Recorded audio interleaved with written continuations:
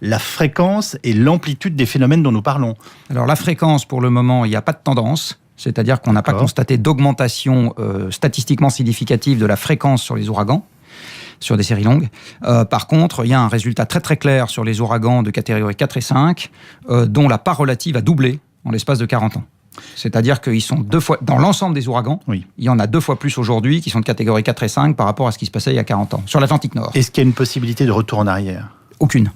La durée de vie du CO2 dans l'atmosphère, du surplus de CO2 qu'on a déjà mis dans l'atmosphère, c'est des milliers d'années.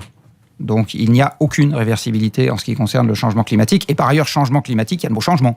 Donc ça veut dire qu'on va voir des choses qui n'existaient pas avant. Donc c'est normal qu'on voit apparaître, sans être toujours capable de l'anticiper très à l'avance, des choses, encore une fois, qui n'existaient pas avant. Excusez-moi, j'insiste, parce que c'est pas très motivant. Vous nous dites que quoi que nous fassions, quels que soient nos efforts, nous n'aurons pas de retour en arrière. Quoi que vous fassiez, quels que soient vos efforts, vous n'aurez plus jamais 20 ans.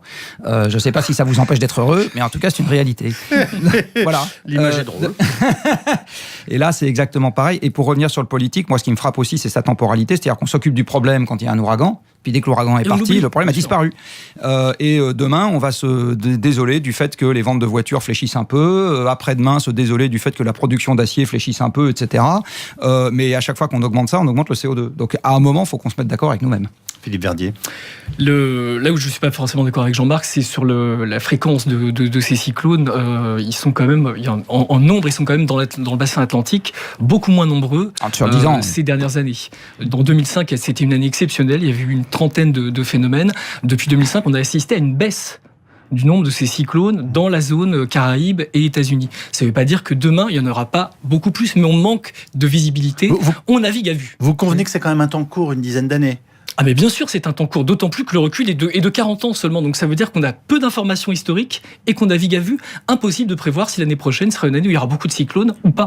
Qu'est-ce qu'on a à tirer de ce qui vient de se passer ? Qu'est-ce qu'il faut qu'on comprenne de la situation que nous connaissons, qui émeut tout le monde, qui inquiète parfois, et où on voit par ailleurs des gens qui sont dans une grande difficulté, une grande souffrance, des Français à l'autre bout du monde ?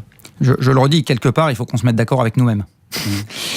C'est-à-dire qu'à 7,5 milliards dans une petite boîte qui s'appelle la planète Terre et dont la taille n'augmente pas, il faut qu'on arrive à trancher. Aujourd'hui, on est en pleine incohérence, je le redis.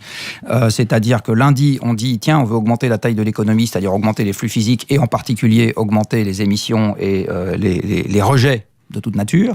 Et puis mardi, on se dit c'est quand même ennuyeux, il y a des conséquences dans cette affaire et on préférait ne pas les voir. Je le redis, il faut qu'on se mette d'accord avec nous-mêmes. Alors se mettre ça d'accord. veut dire décroissance. Ça veut dire, excusez-moi, mais est-ce qu'au bout d'un moment, ça veut dire décroissance pour respirer ? J'utilise des termes simples pour quelque chose qui est évidemment beaucoup plus compliqué. Alors après l'abandon de vos 20 ans, j'ai une deuxième bonne nouvelle pour vous. Oui. La décroissance, elle a commencé en Europe depuis 10 ans. Si vous regardez tous les flux physiques en Europe sur les 10 dernières années, la production industrielle, les mètres carrés construits, les tonnes transportées en camion, etc., ça fait 10 ans que c'est en train de baisser. Et soit dit en passant, mon pronostic, c'est que ça va continuer pour des raisons énergétiques, parce que l'Europe aujourd'hui est en approvisionnement énergétique contraint à la baisse. On n'y peut pas grand-chose, c'est géologique, et donc ça va baisser. Un dernier mot de Philippe Verdier. Les leçons à tirer, c'est qu'est-ce qu'on va faire, comment est-ce qu'on va reconstruire ces petites îles, Saint-Barthélemy et Saint-Martin, qui sont des vrais paradis. Est-ce qu'on va avoir un peu de résilience et de sagesse pour ne pas construire trop près du littoral, pour construire autrement, pour se parer à d'autres éventualités ? Merci beaucoup en tout cas l'un et l'autre de nous avoir aidés à essayer de tirer des enseignements de cette situation que nous continuons d'analyser et de commenter aujourd'hui sur l'antenne d'RTL. Merci Jean-Marc Jancovici, merci Philippe Verdier. Bonne journée à tous les deux. Yves Calvi sur RTL.